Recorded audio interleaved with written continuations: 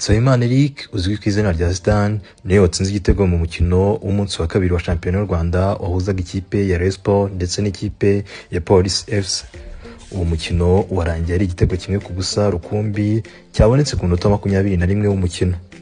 Nsabimana Eric Zidane niwe mukinnyi umaze igihe kinini akina shampiyona y'u Rwanda muri uwo mukino mu bakinnye uwo mukino bose, dore yuko Nsabimana Eric Zidane yatangiye gukina shampiyona y'u Rwanda mu mwaka wa 2012 ubwo yaravuye mu gikombe cy'isi cy'abatanije imyaka 17 u Rwanda rwakinnye muri Mexique.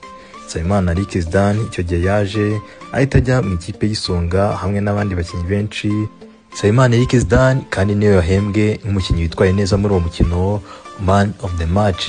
Yahawe amafaranga 100,000 by'amafaranga y'u Rwanda, mu gihe umufana witwaye neza ari Shema Patino uzwi cyane mu basetsa hano mu Rwanda. Shema Patino yahawe amafaranga 25,000 by'amafaranga y'u Rwanda.